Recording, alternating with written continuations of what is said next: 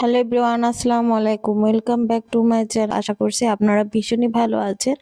আজ আমি ভীষণই মজাদার একটি নাস্তা রেসিপি শেয়ার করব। বিকেলে এরকম একটি ভিন্ন স্বাদের নাস্তা থাকলে একদমই জমে যাবে। চলুন তাহলে মূল রেসিপিতে চলে যাওয়া যাক।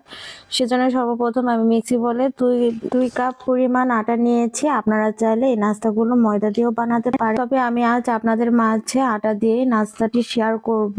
তাও কিন্তু অসম্ভব মজার হয়েছিল। এখন এখানে দিয়ে দিচ্ছি হাফ চা চামচ পরিমাণ লবণ, দিয়ে দিচ্ছি 2 টেবিল চামচ পরিমাণ রান্নার রেগুলার সয়াবিন তেল। এখন আটা, তেল ও লবণ একটি হ্যান্ড উইক্সের মাধ্যমে ভালোভাবে মিশিয়ে নেব। আপনারা চাইলে এটি হাতের মাধ্যমেও মিশিয়ে নিতে পারেন, কোনো সমস্যা নেই। আমার পারফেক্টলি মিশিয়ে নেওয়া হয়ে গিয়েছে। এ পর্যায়ে আমি এখানে দিয়ে দিচ্ছি পানি। আমি এখানে কুসুম গরম পানি অ্যাড করছি। এখানে কিন্তু একদম ঠান্ডা পানি অ্যাড করা যাবে না। এখন অল্প অল্প পানি দিয়ে আমি ভালোভাবে মাখিয়ে নিচ্ছি। একবারে বেশি পানি দিতে যাবেন না, পানিটা বেশি হয়ে যেতে পারে। আমি অনবরত পানি দিয়ে একটি সফট খামির বানিয়ে নিচ্ছি।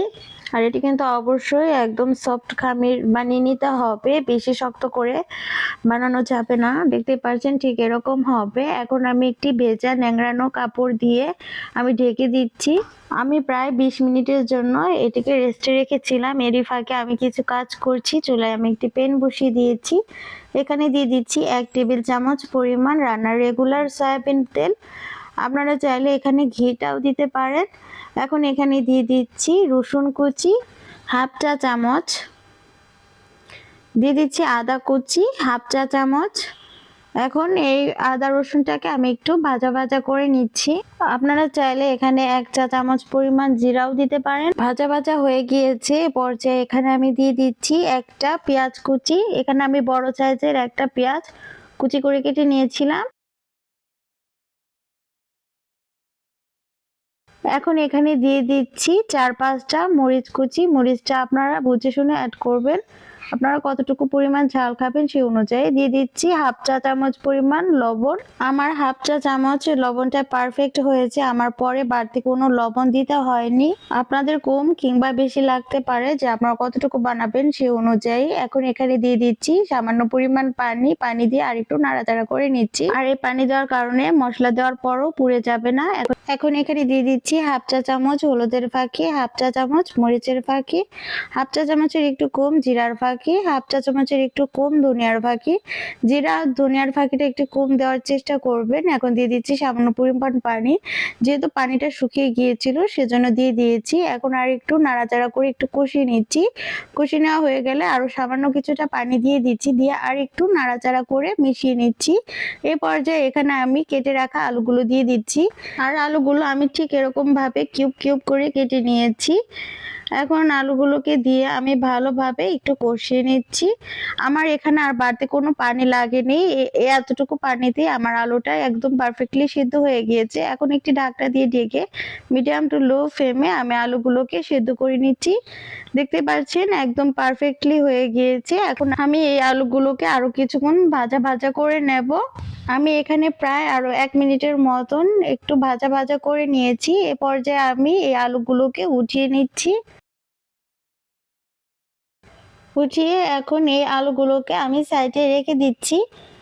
এখন আমি যে পাত্রে আটার খামির বানিয়ে রেখেছিলাম সেই পাত্রটা নিয়ে এসেছি। দেখতে পাচ্ছেন একদম পারফেক্টলি সফট হয়েছে। তারপরও আমি আরো কিছুক্ষণ ধরে মথে নেব, কারণ এই খামিরটা কিন্তু অনেকটা পরিমাণ সফট হতে হবে। দেখতে পাচ্ছেন এখন একে একে আমি 3টা ঝুলা বানিয়ে নিচ্ছি। আর এভাবে ঝুলা বানালে কিন্তু রুটিটা অনেকটাই সুন্দর হয় আর অনেক সুন্দর গোল হয়। দেখতে পাচ্ছেন আমি একে একে বানিয়ে সাইডে রেখে দিয়েছি। এখন আমি একটি ঝুলা নিয়ে নিয়েছি, সামান্য পরিমাণ আটা ছিটিয়ে এখন আমি বেলে নিচ্ছি। আমরা সাধারণত রুটি যেভাবে বানাই ঠিক সেভাবে বেলে নেব।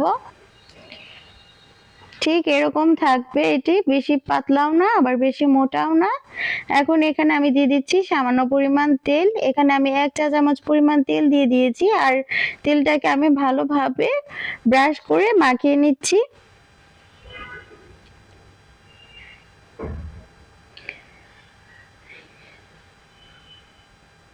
মাখিয়ে নেওয়া হয়ে গিয়েছে। পর্যায়ে এখানে দিয়ে দিচ্ছি সামান্য পরিমাণ আটা, আর আটাটাকে একটু ভালোভাবে ছড়িয়ে দিচ্ছি। ঠিক এভাবে আপনারা একটু দেখে বুঝে নেন। এখন একটি পিৎজা কাটারের মাধ্যমে আমি ভালোভাবে একটু চিকন চিকন করে কেটে নিচ্ছি। আপনারা চাইলে নাইফের মাধ্যমেও ঠিক এভাবে কেটে নিতে পারেন, কোনো সমস্যা নেই। তবে ক্যামেরার সামনে আসলে আমার রুটিগুলো বেশি ভালো হয় না, করার নেই। দেখতেই পাচ্ছেন কত সুন্দর হচ্ছে। দাগ দেওয়াটা একটা যাচ্ছে মানিকগঞ্জ আর একটা যাচ্ছে ঢাকায়। আসলে একা একা ভিডিও করাটা অনেকটাই কষ্টের, যে করে সেই বুঝে যে কতটা কষ্ট হয়। রুটিগুলো চিকন চিকন করে কেটে নেওয়া হয়ে গিয়েছে। এখন এক সাইড থেকে ফোল্ড করে আর এক সাইডে নিয়ে আসছি। আপনারা তো অনেকে অনেকভাবে নাস্তা বানিয়ে খান, তবে এভাবে একবার হলেও ট্রাই করবেন। আশা করছি আপনাদের কাছেও খুবই ভালো লাগবে। এখন একটু গোল গোল করে নিচ্ছি। তার আগে সর্বপ্রথম আমি একটু টান দিয়ে একটু লম্বা করে নেব। লম্বা করে তারপর একটু একটু করে গোল গোল করে নিচ্ছি। গোল গোল করে একটি ঝুলার মতন করে বানিয়ে নিচ্ছি। দেখতে পাচ্ছেন হয়ে গিয়েছে। এখন আমি এখানে আর একটু আটা ছিটিয়ে একটু বেলে নিচ্ছি। তবে এখন কিন্তু আমি হালকা একটু মোটা করে বেলে নেব। সর্বপ্রথম ক্যামেরার সামনে আসলে আমার রুটিটাও ভালো হতো না, এখন একটু হয়। দেখতে পাচ্ছেন আমি কিন্তু হালকা একটু মোটা করে রেখেছি। দেখতে পাচ্ছেন ঠিক এরকম হবে। এখন আমি একটি পিৎজা কাটারের মাধ্যমে কেটে নিচ্ছি। আপনারা একটু দেখে বুঝে নেন যে কিভাবে কেটে নিয়েছি। এখন এটিকে আমি একটু শেপ দিয়ে নেব, সেজন্য আমি সর্বপ্রথম ঠিক এভাবে করে নিচ্ছি। আপনারা একটু দেখে বুঝে নেন, যেহেতু আমি একটু অসুস্থ, কথা বলাটা আমার খুবই কষ্ট হচ্ছে। তবে আপনারা এটা যে কোনো শেপে বানাতে পারেন, আপনারা আপনাদের পছন্দ অনুযায়ী ডিজাইন করে বানিয়ে নিতে পারেন, কোনো সমস্যা নেই। এখন এখানে আমি কিছুটা পরিমাণ পুর দিয়ে দিচ্ছি। আমি এখানে একটু বেশি করেই দিচ্ছি। দিয়ে আমি ঠিক এভাবে মুখটা বন্ধ করে নিচ্ছি। এখানে কিন্তু কোনো রকম পানি ব্যবহার করতে হবে না ফোল্ড করতে।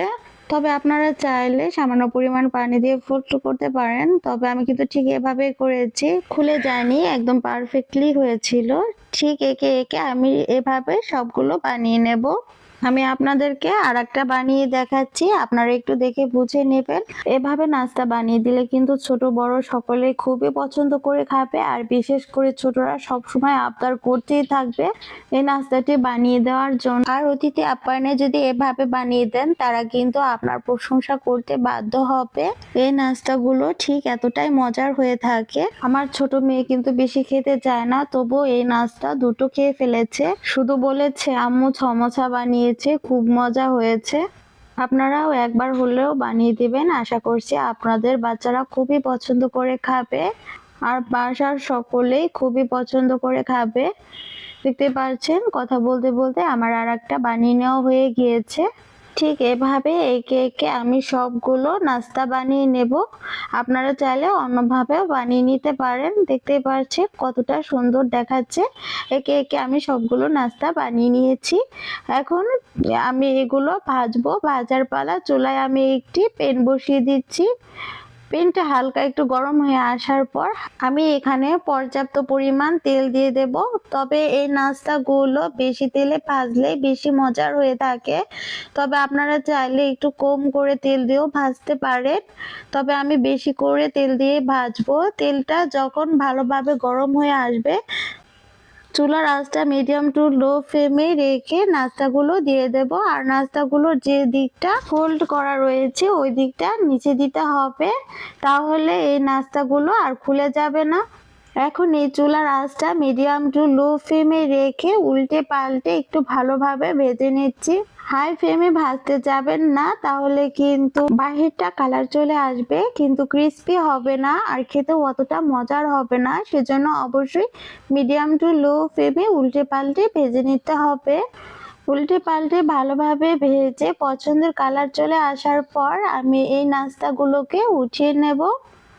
দেখতে পাচ্ছেন ঠিক এরকম একটি কালার চলে আসবে, তখন এই নাস্তাগুলোকে উঠিয়ে নিতে হবে।